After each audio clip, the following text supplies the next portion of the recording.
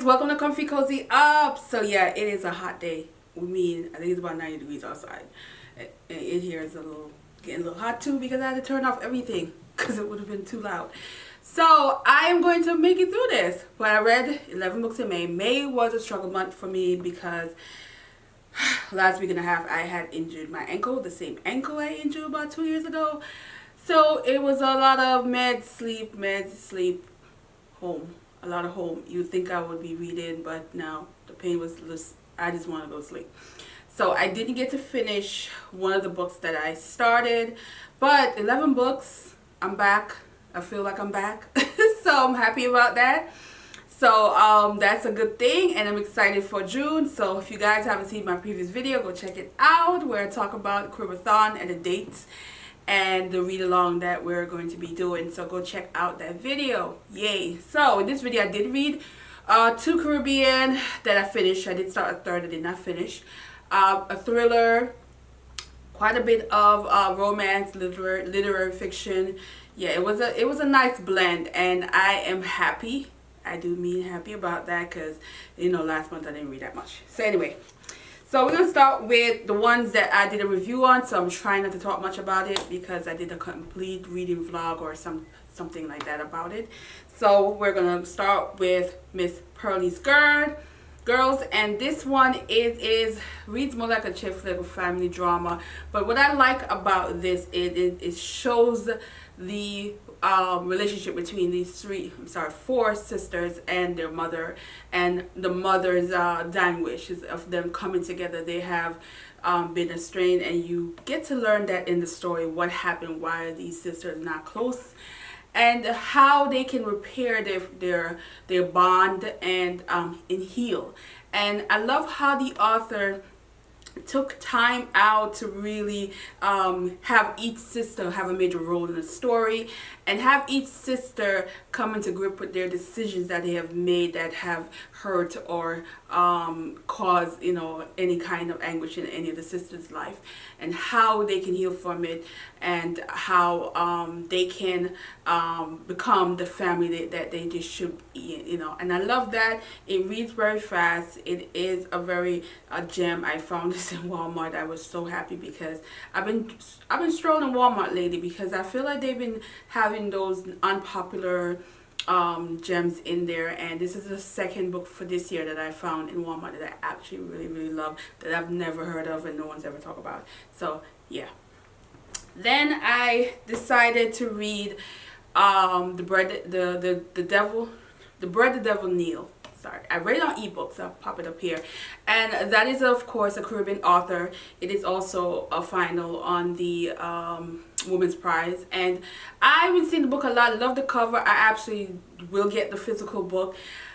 This one I talked about in my reading vlog, and it was a struggle in the beginning because it circles around domestic violence. And you are in a story of a woman who is struggling to leave, struggling to be a person that can stand on her own, and also know her self-worth. And I like how the author did that in a way because it frustrated me as a reader to see that there were things in that she could use to get out. There was supports. There were people that genuinely care about her.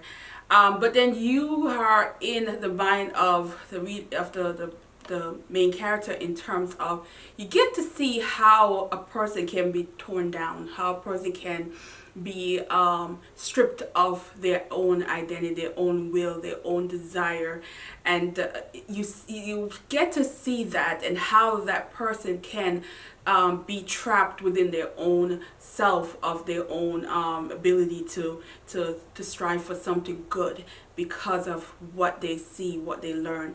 And also in this story, there are things that are revealed in the midst of her, you know, struggling with all of this, that you wonder how is she gonna cope. And the author did something in the book, I thought, towards the end that I was very happy about, because I was wondering where it was going, because through most of the book it's like a train wreck, and you constantly seeing it coming, and you don't understand why this person won't get out the way, kind of deal. But she did something towards the end that I appreciated, that I was happy about. So go check out my reading vlog where I talk about my whole emotion with this book, because it was a lot of emotion going on in this book. Then we have another Caribbean book, and When We Were Birds, and this one I've seen so many places and I wanted to read it. And it's another Trinidadian author as well. This one is very out of my element. This is not my kind of book, but I loved it. I loved it. It had a simple like flow to it in terms of the writing style, in terms of the relationship between two characters. You have a young man who is a Rasta, and he's told, you know, to beware of the dead, you know, Rasta and mess with Duppy, that kind of situation. And he's in a situation where his family's struggling, his mother's struggling, he is just them, and you know, to make ends meet, he tried everything, and the only job he could get was at a cemetery. And then you have a young girl whose purpose, whose legacy, you know, pretty much have her with the dead, the soul getting to the other side, the afterlife kind of deal. And so how these two are connected and how they meet is very much, the writing style is very, it's like you can imagine it. I felt that was like what I needed for me, because I don't read this kind of genre a lot. I mean, I really read them maybe 5 a year, you know, all the books I read, if that much. And so I was very much into it. I can see it happening. I can see the cemetery and the things that were happening.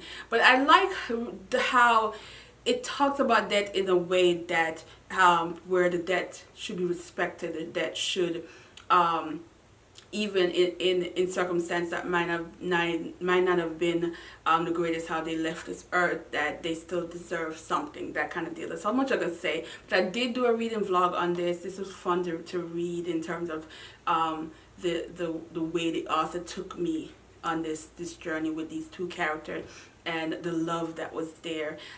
It was just, it was very good, and I really enjoyed this. And then I got an ARC for a thriller, and I was excited. And this is another one that took me on a ride. Like, took me on a ride. I was just like, what? This was the latest release, The Island. It is a thriller. It is a real thriller. This is Adrian McKinty. This is his second book I've read from him. I read The Chain, which is somewhere over here, and I absolutely was all for this. This book kept me up. This book kept me up late. This book kept me up because I want to know what's going to happen. This book is that kind of thriller that you're going to be screaming at the characters sometime, because you're just going to think, oh my God, that person's stupid. Why would you do that? Then you're going to be like fist pumping, because you're like, yeah. He writes women heroes in a way that sometimes can be a bit annoying, because you're just rolling your eyes because you know a man wrote this shit, that kind of deal. But then he also have them in a way where they're human. They're fighting back. They're doing what they have to do. And in this story, you have a woman who is married to a man who just recently, like a year ago, lost his wife. And he has 2 kids. They're like, you know, 12 and 14 years old. So they don't know this woman, and this woman now is in their life, and now they went on a semi-vacation, because really it was the husband's convention trip, and they wanted to go.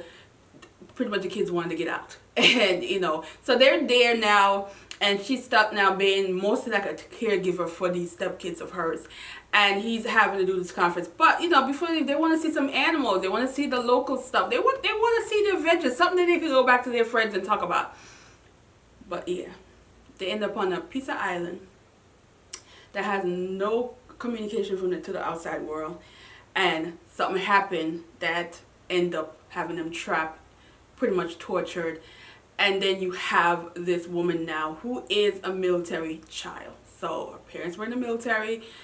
They used to teach her stuff, and she didn't care for it, because you know some kids don't want to listen to their parents. But who would have known that some of the stuff that her parents were teaching her father especially will become something that help her navigate herself on this island that she is having to survive, find a way to drink, eat, and have these 2 little kids with her. Lord, people were dying.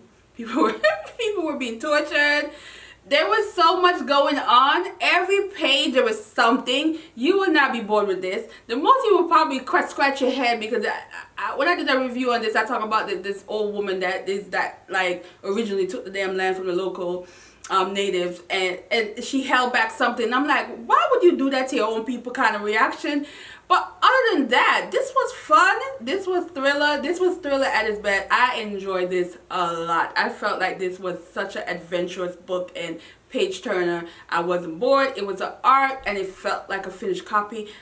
I hope we didn't change anything, because you know how art goes sometimes. But I absolutely love this. If you haven't picked up the island, if you like thriller, get with this and have fun with me, because I was screaming at characters like, this is just dumb, dumb, dumb, dumb. But you know, at the same time, like, girl, get it. So now, the other book I didn't finish, the physical book, this is the other Caribbean book I didn't finish, so Revolution Sunday.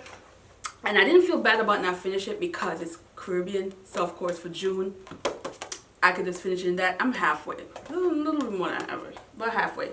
So let's go into all the ebooks that I read on my Kindle, because my Kindle was on fire this month. You know, I was happy, because y'all, you just see where I'm putting books these days. I don't even know where I am going to find room for all the other books that I am still getting. Yeah. So let's start with all the ebooks, which are all romance. So for those who are looking for some romance to read, here we go. So we're going to start with Digging Out Love. Where I'll go with this one. This one was an okay read. This is about a woman who's live with her grandparents, and she works for them at their diner, and she has ambition. She has this dream of having her own space, creating her own food, bakery stuff, and just so happen they find bones in her backyard, digging up her backyard to do something. So now there is this man who is a professor, a doctor. Of course, he's coming to check the bone, the fossil, to see if if they finally find a bone in that state that they've never found any dinosaur bone. So there you go, over the top. Yeah, it was an over the top one. And then they bond because they both have similar things happening, where his family felt like he's wasting away with his career when he could have done other things. Then you have her, she is like not really telling her family her true desire, what she wants to do, and putting all this you know thing on them, where it's really a choice on hers. And then you know how they navigate through all of that. It was okay.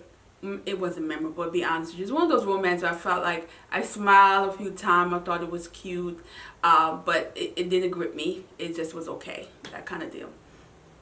Alright, so that's the first. Then I read a series. Yeah, and the first one is from Tina Martin. Now, I read Marty. Lord Jesus. It wasn't that book. It was my second favorite book, I believe, in 2020. Romance, yes. And I remember this author. I wanted to read more of her books because I really love that book. That book did it for me. That was like my second favorite male romance character. And I was just like, if you just my top favorite from 2020 romance, you see the book. So I decided I wanted to pick up something else from her, because that particular book was a part of a family series. It's a lot of book in there, and I just wasn't ready to commit to that yet. So I said, you know what, this one is not so bad. So it's called When I Needed You. That's the first book. And this is about a woman who owns her own small candle store. So she's, you know, entrepreneur, doing her thing. And this homeless man keep creeping around, and she end up helping him. And she didn't know anything about him, but she just felt compelled. She had a little spot in the back of her house, so she was helping him get on his feet, yada, yada, yada. All right. Then he's holding all this information from her, but they're bonding and they're connecting and they fall for each other. And you felt it. You're like, oh, that's so sweet. It was nice. But, you know, as a reader, towards the end, the way she ends this, you have no choice but to get the second book. She got your neck. She held on to your neck for this because you had no choice. And I hate when authors do that, but she did that because she was like, oh, yeah, y'all going to buy the second book. Then the second book, as a reader, we know his secret. We know who he is. We know his true identity. We know all of that but she does not know that in the second book, and you're reading trying to figure out how is she going to find out, how is he going to finally tell her. But then it was so over the top where I'm like, ain't nobody in their right mind is not going to try and question certain things that's happening. Question how you homeless, but all of a sudden now all these things that happened to you in such a short period of time. That's a part of the book where just like, I was rolling my eyes. I was rolling my eyes like, yeah. But then the author did the no-no. The third book, Flickered, which is really like an epilogue. That could have just been added to the second book. It's another case of author doing the most to try to make money, because there's no way this should have been the third book. It is short as hell, and it really is an epilogue, and it didn't give you as much, but just her trying to adjust to her new life. I was just like so annoyed that the author did this. Like, this was straight up BS. Straight up BS, because I felt like you bamboozled me into some more money for this freaking third book that should have just been a part of the second book. Matter of fact, this entire series could have just been one book. Really could have been just one book. But anyway, I still love the author because of the other book that I actually really love. So I'm gonna forgive her for this. Anyway, so then I decided to read the Miss Slow Burn Queen, which is Mariana Zapata, and I've read Under Lock. And this one started off real good. This is a young girl. She's down and out, you know. She decided to go across countries to go live with her brother because, you know, she ain't got nothing. And he hooked up at a job at a tattoo shop. And the owner of the shop is just, he's just rude. Rude, mean, you know, pretty much run off people. He's an ex-felon, so he's just basically trying to, you know, stay out of trouble, but at the same time has a temper, because that's what got him in his trouble the last time. So he was known. But this is one of those biker books, and I find that this is my second one reading from that biker kind of story. I don't love none of them. And I realize why, because they always paint the male character in such a dominant, aggressive role that it's just too much. Like, I like aggressive men. Most of like Alexander House books, the men are aggressive, but not an aggressive where you like scared as hell. These men are aggressive where Dex was scary. Dex looked like he would punch the hell out of a woman. That's how I looked at him the whole time. I'm like, you know, envisioning in my head what he looked like and what he's like, because I'm thinking he had such a controlling way in this book that I was like, nah girl, I would have been running. I mean, she softened him up at the end, and you kind of understood him a little bit more. But me, I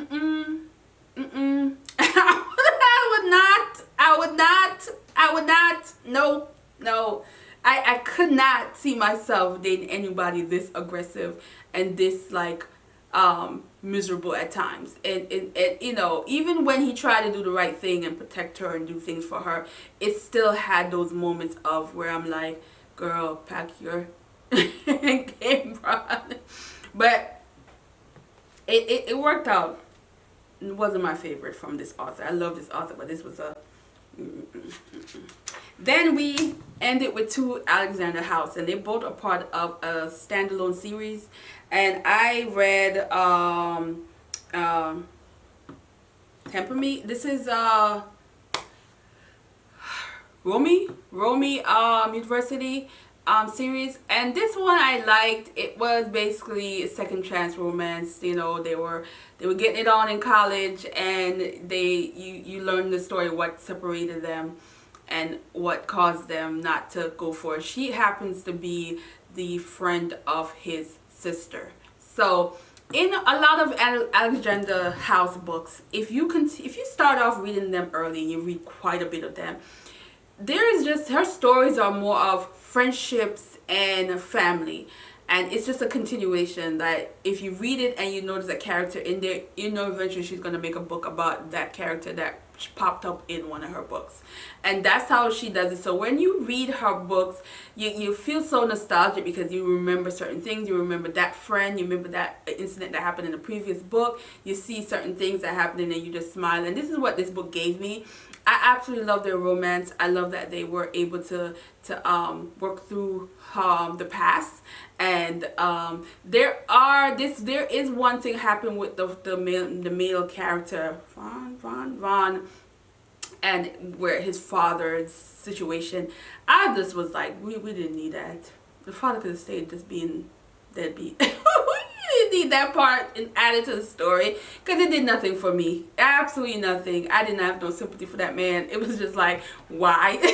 So that part of the story, I was like, yes, I had a side eye. No, that could have been pushed aside. And then my favorite from her, of course, was Technical.